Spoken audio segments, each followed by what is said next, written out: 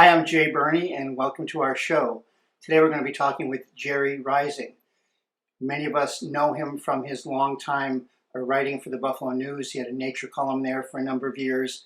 Unfortunately, a few years ago, the editors of the Buffalo News decided that no one cared about nature and weren't reading his columns, but most of us know that's quite different. Gerry is also an author. He's written several books. He's currently doing a regular column for Buffalo Spree magazine. And some of the things you may not know about Gerry is that he's a professor emeritus at UB for the gifted math program. And recently he's been working with the Canisius Ambassadors for Conservation, a program at Canisius College that promotes conservation issues around the world. And Gerry collaborated on a wonderful series of videos about local birds, which many of you may have appeared in. So welcome, Gerry Rising. Good morning, Gerry Rising. It's good to see you. How are you doing? Pretty good. This is unusual, but I guess we do unusual things at this time, aren't we?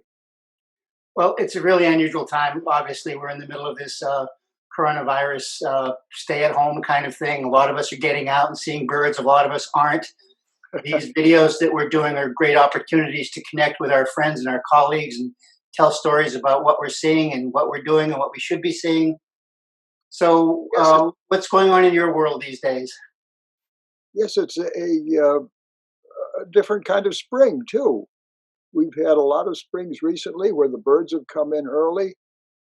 I've been doing a partly for exercise once a week trip in Amherst State Park. I just walk across the main trail from behind the former mother house and back. And there's it's a reasonable kind of trip, but not one of the best parts of the park. I do that because I'm old. I walk with a cane. I stay on the same main trail. But anyway, until this last week, the birds have just the winter birds, robin, red-winged blackbird, and a few others have come in. But finally on Saturday, I got a nice group: hermit thrush, chipping sparrow, white-throated sparrow, uh, great blue heron. I mean, that's not necessarily new, but anyway, it felt like the migration was finally starting. But I still haven't seen a creeper. I haven't seen a sapsucker. I mean, it seems very late to me this year. And of course, we have snowfall in the middle of April. I guess you don't expect it. But the other part of it is that most of the movement, according to the weather maps, has been up through the central part of the country. There's very little movement here in the east, so I guess it's going to be delayed. Uh, you get more birds down along the lake than we do inland here in the parks, but it's an unusual year. It's definitely been slow, but we're taping this on April 26th, 2020, and we're really on the cusp of what we hope will be a pretty visible migration. A lot of people are suggesting that birds may be doing better because people are staying inside.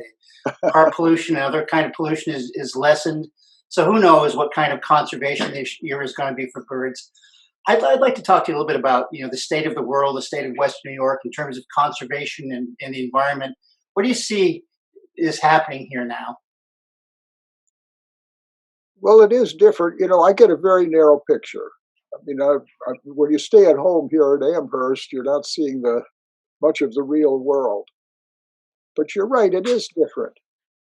I know I have a neighborhood kind of a web exchange, and people are reporting foxes in their yards and coyotes and things like that that they've never seen before.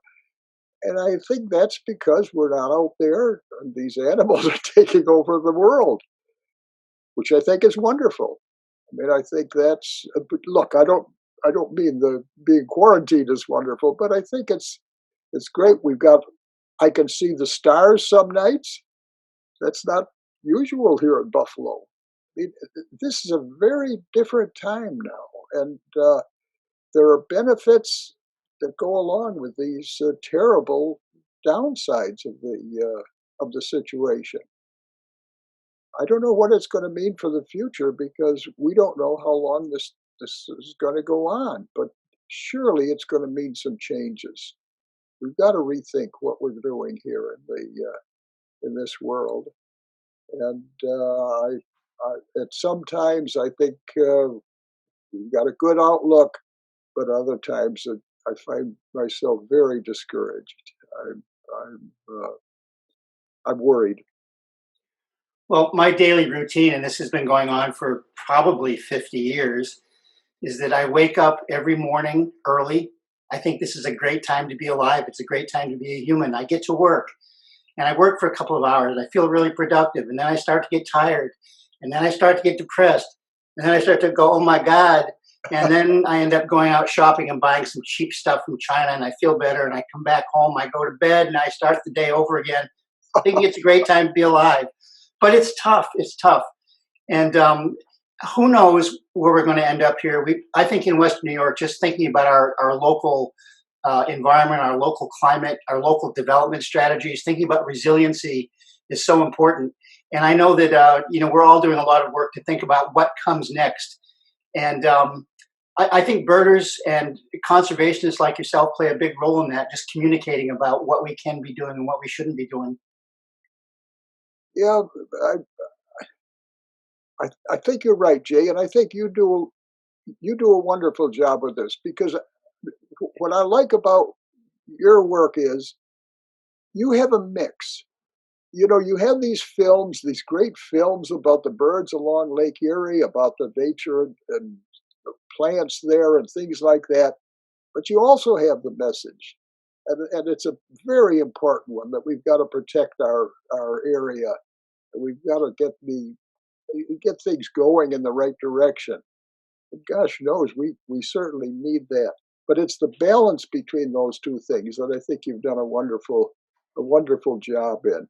You know, I I don't want to waste your time here on this, but there's a sense in which we're sort of fellow filmmakers. You've done a lot of the filming. You show it on the thing, but I did this program with Mike Noonan, and I that experience has made me appreciate what you do all the more. I mean, was it was interesting being the supposed host on the programs, but I wasn't very good at it, and Mike Noonan made the whole thing go.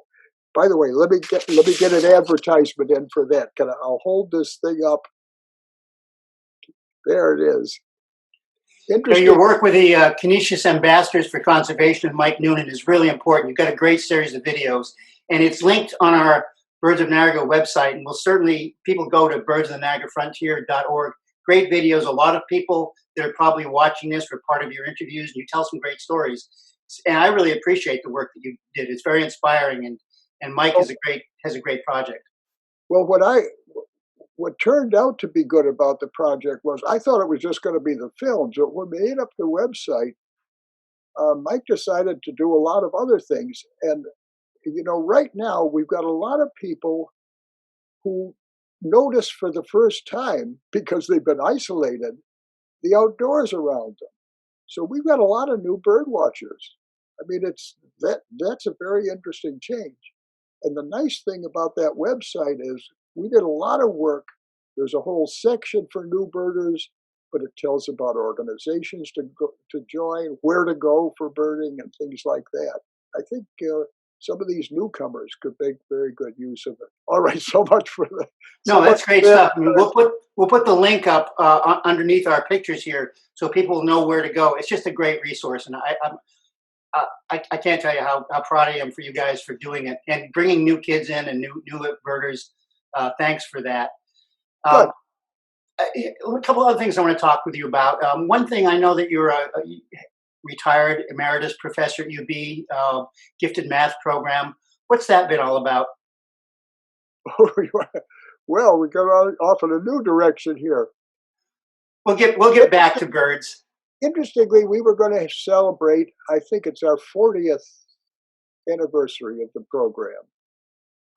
It's a program that draws students from all over Western New York, and it's been remarkably successful.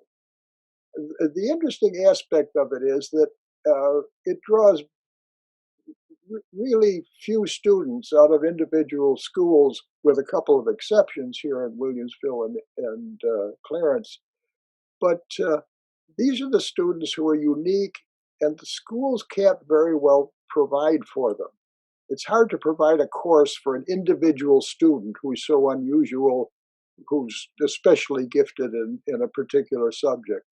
And because of that, we've had good cooperation from the schools, and the program is in great shape now. I think it's in the best shape it's been in since it was beginning.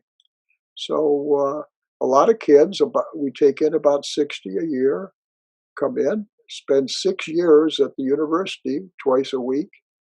That's quite a sacrifice for youngsters, and come away with a very strong program in mathematics. And obviously, when you've got great students like that, our kids have done very well. Our graduates have been successful in all kinds of areas. Okay, now you let me put in let me put in one more math comment. I've got a math book coming out. Here I am, 1,000 years old, and finally I have a book that's designed for college liberal arts students, the students who generally hate or fear mathematics. And unfortunately, it's got caught in this lockdown.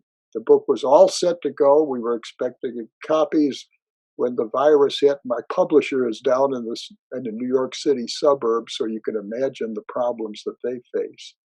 But that's going to be available, and I'm I finally might have a few dollars in royalties coming in, as opposed to my recent experience with nature books. Well, we'll be looking forward to that book. A lot of people in our conservation, our birding community, don't necessarily know you as Professor Gerry Rising or Dr. Gerry Rising, but that's an incredibly important background that you bring to the table. You know, you are an author. You mentioned you're doing this new math book. You've done a number of nature books. Tell us about them and where people can find them. Gosh, I should have brought one here. Well, I don't see a copy here. Anyway, I've collected some of the old essays that I've had in the Buffalo News in two books. Actually, there are four books, but there are two about birds specifically. Uh, and those are, I don't know, I give more away than I than I sell nowadays. But that was my writing has been an interesting experience, because of course it's obviously very different from my teaching at the university, but and it takes me in a new direction. Well, you know this, Jay, how nature is such a wonderful avocation. I mean, it gets you out. Uh, it provides exercise. It's a thrill very often. By the way, speaking of thrills, um, Chris Hollister and others just got a whippoorwill I saw that. on the North UB campus. I saw that. So that's a spectacular addition. Chris, by the way, has kept track of the birds on the campus, and that makes 192 species that he's recorded there. And that's the North Campus. That's right. Can Yeah. you imagine? That's really some kind of a wreck. An inland area, although it has the ponds there that draw some waterfowl, but that's a pretty remarkable number of birds. Gerry, I've known you for a long time. I think I first met you when you first came on to the Buffalo News as the nature writer. You replaced David Bigelow, who had been writing there for a long time. Yep. I've been so educated, informed, and amused and entertained by the work that you've done describing different species, insect natural histories, birds, just so much neat stuff. In your book, your most recently books have been about birds and also birders. And some of the stories are so compelling. One story that I really like, and maybe you could tell us a little bit more about it, is the story about James Bond. Oh, yes. Well, that's one of my favorites. I don't want to take too long here, but years ago I visited the Philadelphia Museum, I'd heard of James Bond because he wrote the Birds of the Caribbean. So I was at a math meeting in Philadelphia. I went over to the museum and walked in, and I paid my admission and said to the woman, "Would it be possible to talk to James Bond?" And the woman said, "Oh my, yes, I'll be glad to make arrangements for it." She handed me back my admission money. Well, down came James Bond, and we had a wonderful day. He had showed me trays of birds and all kinds of things like that. But I couldn't resist, of course, saying, "You've got this unusual name, James Bond." And he said, "Well, as a matter of fact, that is me. My neighbor, Ian Fleming, was looking for a name for his hero in his books. He came over to me and asked if I would be willing to have my name used." And I said, "Well, okay." So I'm the James Bond of those films. I love that story. And he was such a nice person. Died some years ago, but I had great respect for him. It's Very a nice. great, it's a great story, and it's a really important book about birds of the Caribbean. I have a brief James Bond story, if I may share it with you. I went to college in film studies, and one of my college roommates ended up being a Hollywood cinematographer, and was a cinematographer for Quantum of Solace. And a few years back, when that was in production, I was talking with him, and I said, "If you can get me in that movie, I'll do anything. I'll be a person sweeping the street in the background, whatever." He said, "I'll try." One day I get a phone call. He goes, "We're shooting a scene tomorrow. We could use you."